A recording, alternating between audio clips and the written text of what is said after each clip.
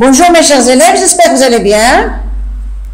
Aujourd'hui, on va continuer nos leçons sur les genres littéraires. On a travaillé la légende, le documentaire. Aujourd'hui, on va voir la poésie. Vous êtes prêts? On démarre. Alors aujourd'hui, mardi 9 juin 2020, les genres littéraires, la poésie. On va voir d'abord lire cette poésie.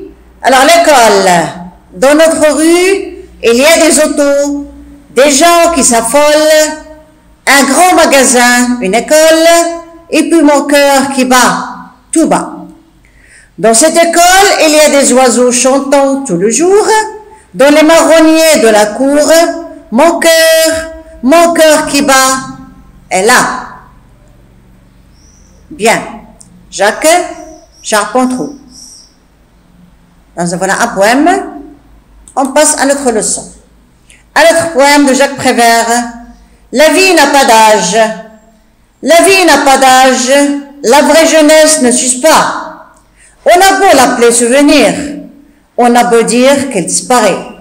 On a beau dire et vouloir dire que tout s'en va. Tout ce qui est vrai reste là. Quand la vérité est laide, c'est une bien fâcheuse histoire. Quand la vérité est belle, rien ne ternit son miroir.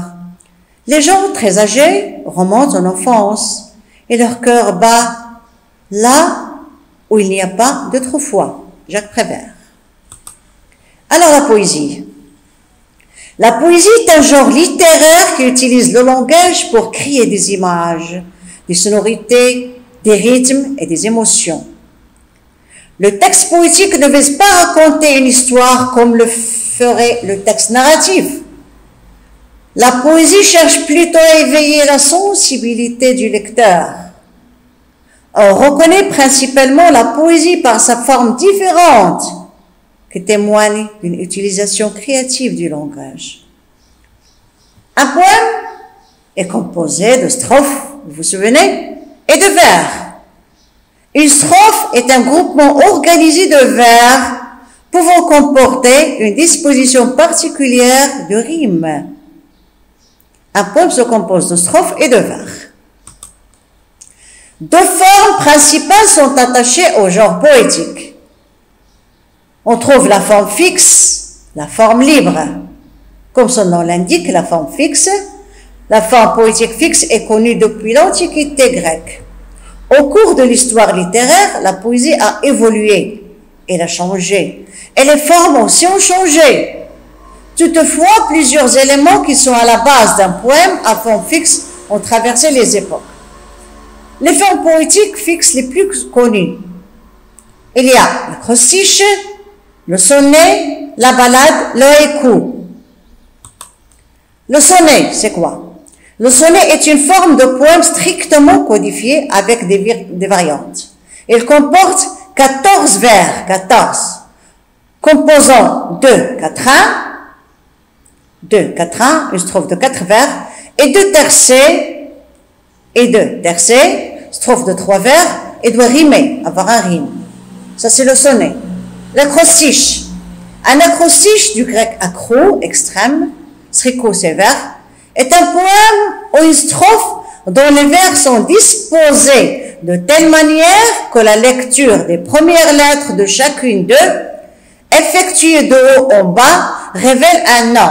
On va voir ce que c'est. Une devise, une sentence, au rapport avec l'auteur, le didactère, le sujet du poème.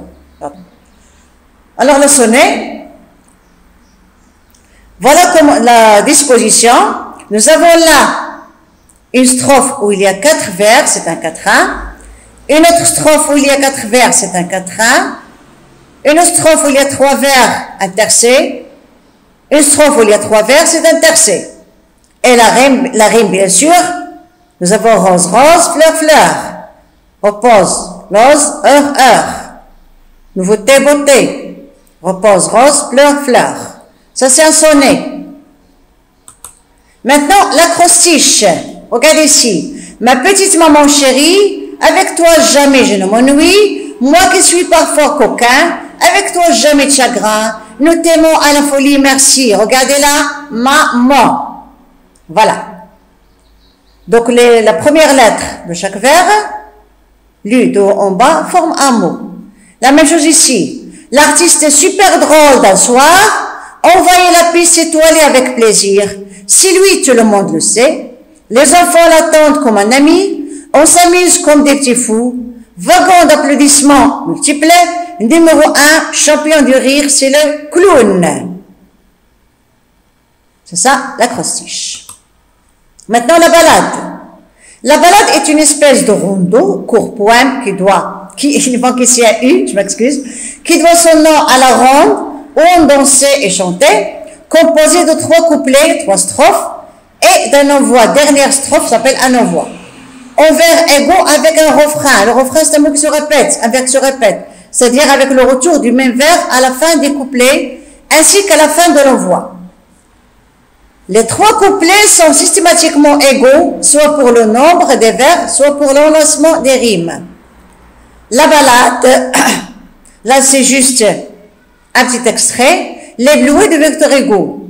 Tandis que l'étoile inodore, que les témelles au blanc épais, émaillent de son bleu lapis, les sillons que la moisson adore, avant que de fleurs dépeuplées, les champs aient subi les faucilles, allez aux jeunes filles, cueillir des blouets dans les blés. D'accord? Première strophe. Deuxième, la même chose. Cueillir des blouets dans le blé, cueillir des blouets dans le blé. C'est un refrain, d'accord? C'est un vers qui se répète à la fin de chaque strophe. C'est la balade. Maintenant, le haïku. Le haïku, terme créé par le poète et théoricien,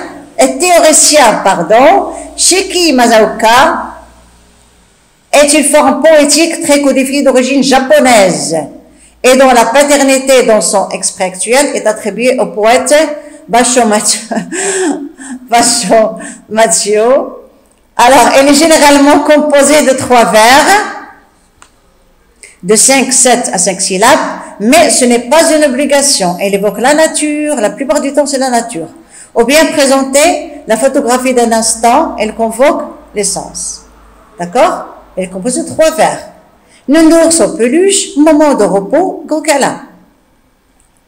Le temps d'un doux rêve, l'enfant serre son doudou borgne, réconfort, repos. Donc ça c'est le haïku. D'accord? C'est de la poésie japonaise.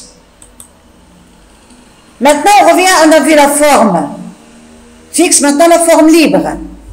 La poésie en vers libre est apparue à la fin du 19e et au début du 20e siècle. Les auteurs désiraient amener la poésie plus loin, ce que les formes fixes ne permettaient pas. Les formes fixes demandaient une rime, d'accord? Des strophes, des vers. Ce changement permettra à de nouvelles possibilités créatrices d'émerger puisque le poème de forme libre ne répond à aucune règle, tant sur la longueur des vers que la longueur des strophes ou bien la disposition du poème sur la page. Donc la forme libre, c'est comme si on écrivait une histoire.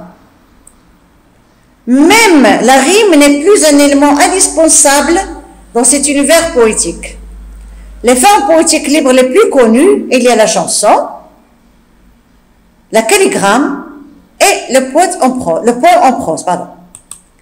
La calligramme, la voilà. Textes écrits dans les lignes sont disposés en forme de dessin. Regardez ici. Vous avez un garçon. Quand je lis, quand l'enfant rit dans le jardin, le vent oublie tous ses tourments. Quand l'enfant rêve au jour prochain, le temps s'arrête un court instant. Le soleil alors résonne de 1000 mots cachés. D'accord? Pas de strophe, pas de rime. Là, c'est l'illustration de Corona. D'accord? En sorte de calligramme. Vous pouvez trouver ici les mots masque, virus. D'accord? Nous avons là, bon, vous pouvez chercher. Tout ce que je trouve. Nous avons la stress. Donc là, c'est ce calligramme qui illustre Corona avec des vers, avec des mots, d'accord? C'est la calligramme, nous avons le vaccin. Alors, maintenant le poème en prose. La prose correspond à une expression normale, courante, celle de tous les jours, c'est-à-dire quand on parle ou quand on écrit sans faire des vers et des rimes. Un poème en prose est un texte qui est considéré comme étant un poème alors qu'il est écrit en prose. Le chien et le flacon. Mon beau chien, mon bon chien, mon cher toutou, approchez et venez respirer un excellent parfum, acheté chez le meilleur parfumeur de la ville. Et le chien, en frétillant de la queue, ce qui est, je crois, chez ces pauvres êtres, le signe correspondant du rire et du sourire, s'approcha et pose curieusement son nez humide sur le flacon débouché, puis reculant soudainement avec effroi, il aboie contre moi en manière de reproche. Ah, misérable chien, si je vous avais offert un paquet d'excréments, vous l'auriez fleuré avec délice et peut-être dévoré. Ainsi vous-même, indigne compagnon de ma triste vie, vous ressemblez au public à qui il ne faut jamais présenter des parfums délicats qu'il exaspère, mais des ordures soigneusement choisies. D'accord? Donc, un poème en prose. Maintenant, les rimes, c'est quoi? Les rimes, c'est la disposition de sons identiques à la finale de mots placés à la fin de deux ou plusieurs vers. En poésie, la rime est la répétition de sonorités identiques en fin de vers. Pour que deux vers riment, la dernière voyelle accentuée et tout ce qui suit doit se prononcer de la même manière. Différentes rimes maintenant. Nous avons les rimes croisées, ou bien alternées, ou bien entrelacées. Donc, on trouve les vers dans une strophe de cette manière. A, B, A, B. C'est-à-dire, nous avons là, encore, fuit, or, nuit. Donc, encore avec or, A, B, A, B. Ce sont des rimes croisées. Des rimes suivies ou bien plates ou bien jumelles. A, B, B. Une belle orchidée pour ma bien-aimée. A, preuve de ma bravoure et de mon amour. B, B. A, B, B. Des rimes suivies ou bien plates. Les rimes embrassées. A, B, B, A. D'accord? Exemple, nous avons ici rage, mépris, compris, orage. Rage avec orage, A, B, B.